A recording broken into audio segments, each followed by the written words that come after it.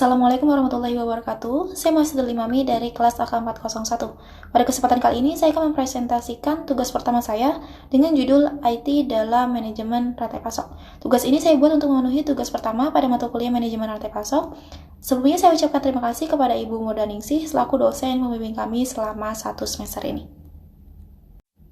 Supply chain management atau yang biasa disebut juga sebagai manajemen rantai pasok, ini merupakan kegiatan dalam mengkonversikan bahan mentah menjadi bahan jadi, di mana pada cabang manajemen ini, dia menghubungkan pemasok, pabrik, penyedia logistik, dan juga pelanggan.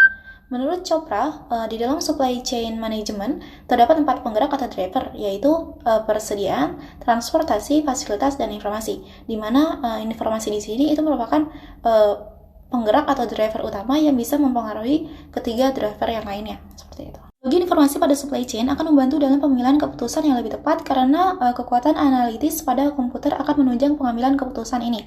Di dalam perusahaan teknologi informasi juga akan menunjang kinerja perusahaan karena perencanaan strategi perusahaan tersebut menjadi lebih terpusat.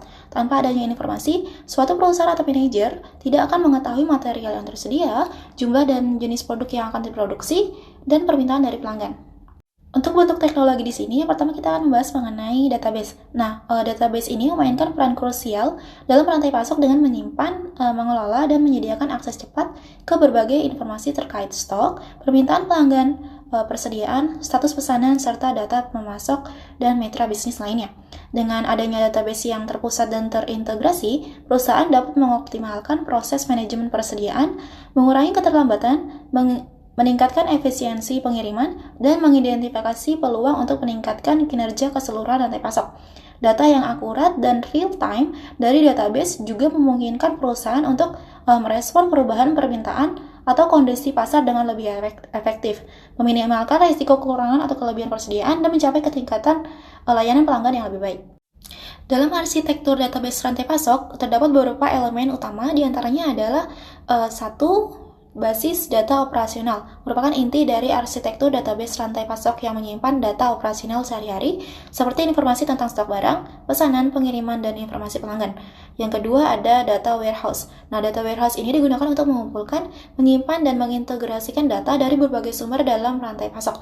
Data warehouse membantu dalam analisis dan pengambilan keputusan berdasarkan data yang lebih komprehensif dan terstruktur. Selanjutnya ada sistem manajemen pemasok, sistem manajemen pelanggan, dan sistem manajemen transportasi. Dan yang terakhir ada sistem analisis data.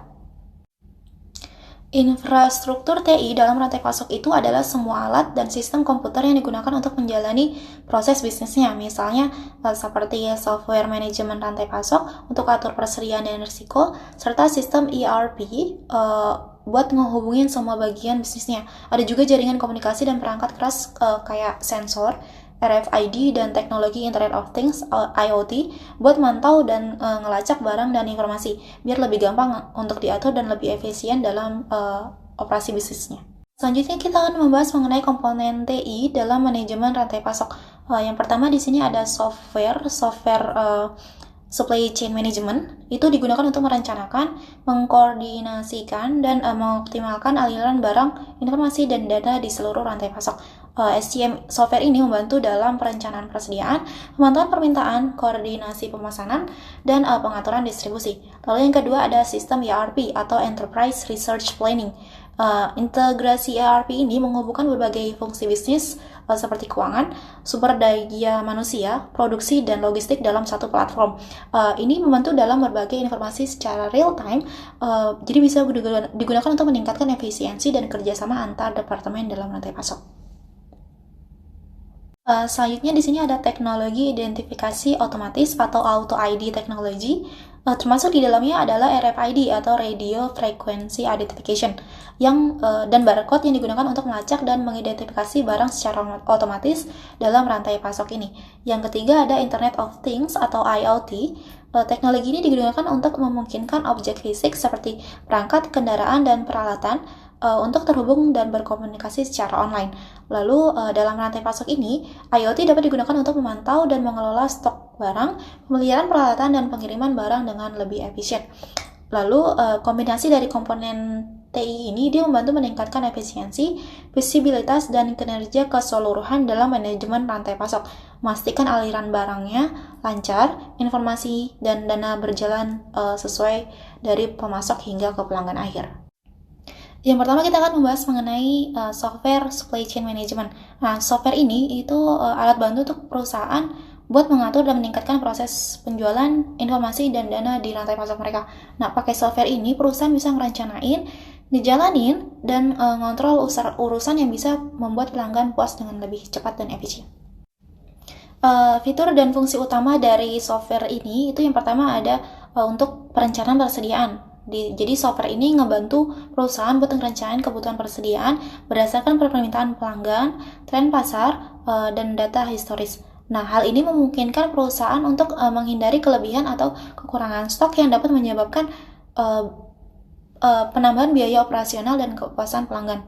Lalu yang kedua ada pengelolaan pesanan. Di sini software ini memfasilitasi pengelolaan pesanan dari awal hingga akhir, termasuk dari penerimaan pesanan, pemrosesan, pengiriman, dan pelacakan status pesanan. Yang ketiga ada kolaborasi dengan pemasok. Jadi perusahaan dapat berbagi informasi tentang permintaan dan stok barang dengan pemasok secara real time. Jadi bisa juga untuk memperbaiki komunikasi dan meningkatkan efisiensi dalam hubungan bisnis dengan pemasoknya. Lalu yang keempat, di sini ada manajemen risiko. Software ini bisa membantu untuk mengidentifikasi dan mengatasi risiko yang mungkin akan muncul di kemudian hari dalam rantai pasok, seperti gangguan pasokan atau fluktuasi harga di bahan baku untuk masa depan. Lalu yang kelima, di sini ada pemantauan kinerja. Software ini bisa menyediakan alat untuk memantau kinerja keseluruhan dari rantai pasok. Data real time dan laporan analitik bisa membantu dalam mengukur efisiensi, ketepatan waktu pengiriman, biaya logistik, dan kualitas dari layanan. Yang keenam, di sini ada pengoptimalan rute pengiriman. Dalam perusahaan dengan operasi logistik yang lebih kompleks, software ini bisa membantu dalam memilih rute pengiriman yang lebih efisien sehingga bisa menghemat biaya pengiriman. Lalu yang ketujuh, di sini ada analisis dan prediksi. Software ini dapat melakukan analisis data lanjutan untuk membantu perusahaan memahami tren pasar, meramalkan permintaan di masa depan, dan mengambil keputusan strategis yang lebih baik. Selanjutnya kita akan membahas mengenai software ERP atau Enterprise Research Planning. Nah, software ini itu merupakan perangkat lunak yang digunakan oleh perusahaan untuk mengintegrasikan dan mengelola berbagai proses bisnis dan fungsi departemen dalam satu platform yang terpusat. Jadi tujuannya itu untuk meningkatkan efisiensi dan produktivitas serta memberikan visibilitas yang lebih baik atas seluruh operasi di perusahaan tersebut. Nah, di ERP ini dia punya fitur dan komponen utamanya. Nah, di sini yang pertama ada modul fungsional. ERP ini terdiri dari berbagai modul fungsional seperti misalnya modul keuangan, modul persediaan, modul produksi, modul sumber daya manusia, modul pemasaran, dan modul yang lain sebagainya. Nah, setiap modul ini dia mengelola fungsi spesifik di dalam perusahaan dan terhubung secara terintegrasi dengan modul yang lainnya. Satu sama lainnya saling terhubung seperti itu. Lalu yang kedua, di sini ada basis data sentral. Nah, ERP ini dia mempunyai sistem basis data sentral yang ngumpulin, nyimpan, dan ngelola semua data yang dibutuhin sama modul dan departemen yang lainnya. Hal ini dia buat mastiin kalau semua informasi perusahaan bisa diakses dan dibagikan dengan mudah. Jadi bisa menghindari duplikasi data dan kesalahan informasi. Lalu yang ketiga, di sini itu integrasi, memungkinkan integrasi antar berbagai modul dan departemen. Misalnya data penjualan dari modul pemasaran secara otomatis dia akan terhubung dengan modul persediaan dan modul produksi. Jadi memungkinkan perusahaan untuk merespon dengan permintaan pelanggan dengan cepat dan lebih baik. Seperti itu. Yang keempat, di sini ada analisis data. Jadi ERP ini dia menyediakan fitur analisis data yang kuat. Jadi perusahaan bisa menggunakan data historis dan real time untuk mengidentifikasi tren, untuk menganalisis kinerja bisnis dan membuat keputusan strategis yang lebih baik. Lalu yang kelima, di sini ada otomatisasi proses. Jadi memungkinkan untuk otomatisasi berbagai jenis proses bisnis seperti pengelolaan persediaan, proses pemesanan, pengelolaan gaji, dan yang lain sebagainya. Lalu dengan otomatisasi ini, perusahaan juga bisa mengurangi kesalahan manusia atau human error, meningkatkan efisiensi, dan menghemat waktu produksi. Manfaat ERP dalam manajemen rantai pasok. Yang pertama itu ada integrasi data dari berbagai departemen yaitu membantu meningkatkan koordinasi dan kolaborasi di seluruh rantai pasok. Yang kedua ada visibilitas yang lebih baik atas proses bisnis. Jadi dia bisa membantu mengidentifikasi potensi gangguan atau hambatan di dalam rantai pasok. Yang ketiga itu meningkatkan efisiensi operasional. Jadi dia bisa membantu mengurangi biaya dan meningkatkan responsivitas terhadap perubahan pasar. Yang terakhir adalah analisis data. Jadi dia bisa lebih dalam membantu dalam perencanaan persediaan yang lebih akurat dan pengambilan keputusan yang lebih strategis. Ini ada teknologi identifikasi otomatis atau Auto ID Technology. Nah, ini adalah kelompok teknologi yang digunakan buat mengidentifikasi dan ngumpulin data secara otomatis tanpa intervensi dari manusia. Tujuannya itu untuk ningkatin efisiensi, akurasi, dan visibilitas dalam berbagai proses bisnis dan industri. Nah, contohnya di sini itu ada RFID atau Radio Frequency Identification. Lalu ada barcode, QR code, biometrik, dan teknologi pemindaian optik.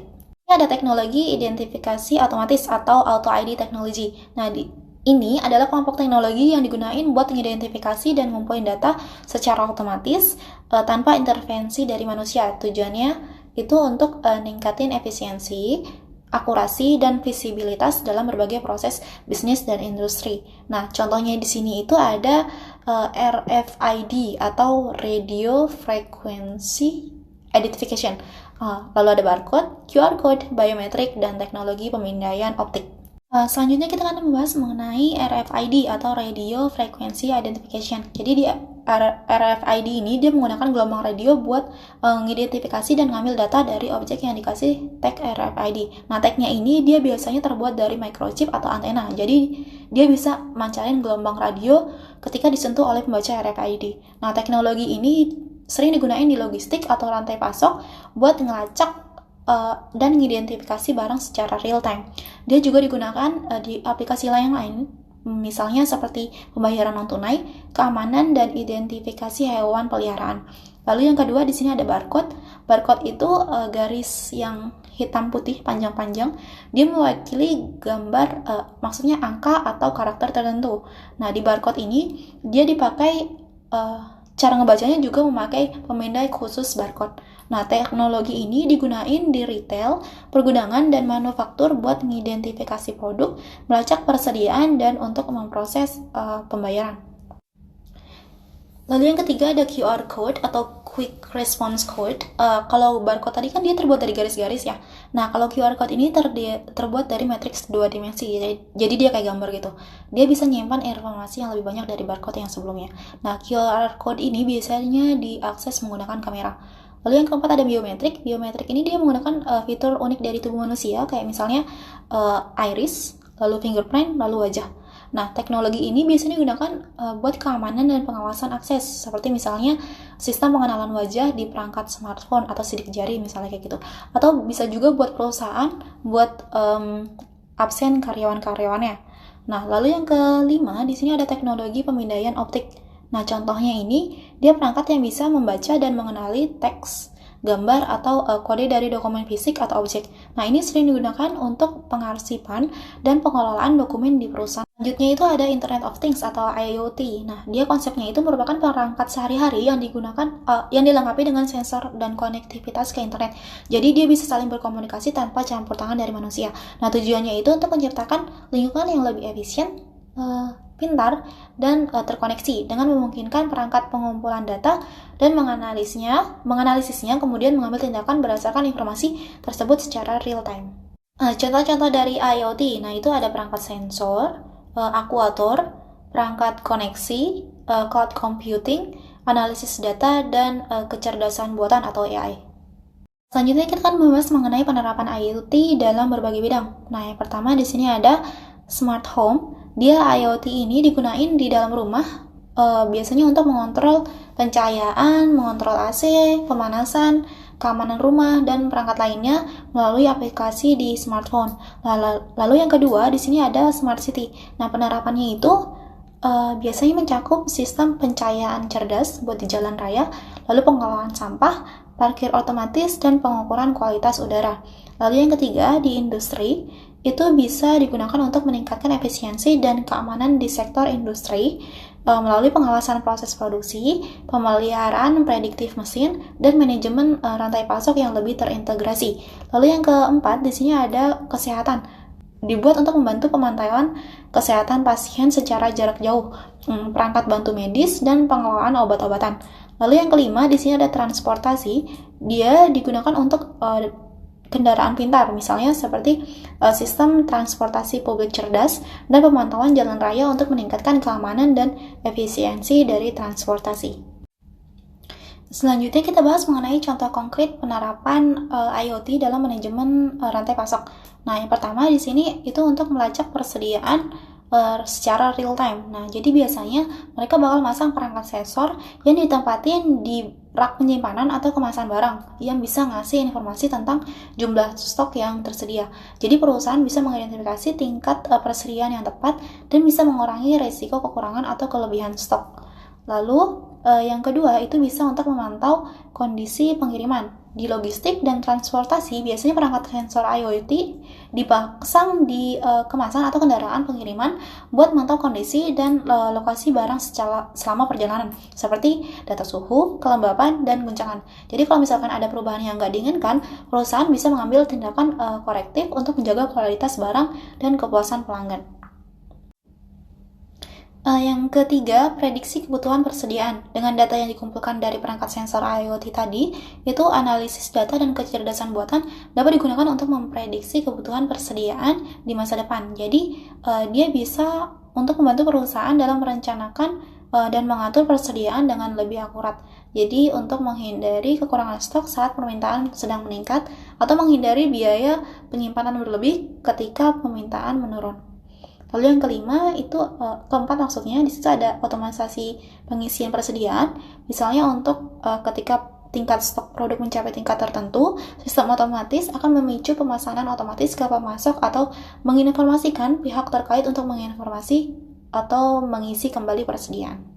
Lalu yang kelima, kolaborasi dengan pemasok. Misalnya sharing data, persediaan, dan permintaan yang terus-menerus diperbarui secara real-time ke pemasok. Jadi mereka bisa cepat untuk ngerespon atau mengatur kembali produksi atau pengiriman sesuai dengan kebutuhan. Lalu yang keenam, di sini ada manajemen kualitas. Jadi IoT bisa digunakan untuk memantau atau ngumpulin data tentang kualitas produk selama proses produksi dan pengiriman. Data ini bisa ngebantu perusahaan untuk identifikasi dan ngatasin masalah kualitas dengan lebih cepat. Jadi dia bisa ningkatin reputasi perusahaan mereka dan meminimalkan biaya pengembalian produk. Peran IT dalam manajemen rantai pasok sangat penting karena memungkinkan untuk otomatisasi, integrasi proses, dan pengelolaan persediaan secara lebih efisien. Hal ini juga meningkatkan visibilitas atas keseluruhan rantai pasok, bisa mengurangi biaya operasional, dan meningkatkan responsivitas terhadap perubahan pasar. Keuntungan dari implementasi ini meliputi efisiensi operasional yang lebih baik, lalu untuk layanan yang lebih cepat dan handal bagi pelanggan. Meskipun di masa depan mungkin nanti akan ada tantangan seperti keamanan data dan kompleksitas integrasi sistem.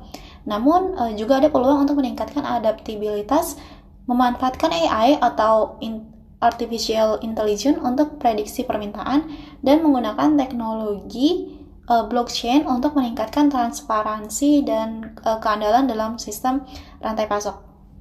Sekian presentasi dari saya, Mas Suratul Imami. Kurang lebihnya mohon maaf. Terima kasih atas waktu dan perhatiannya. Wassalamualaikum warahmatullahi wabarakatuh.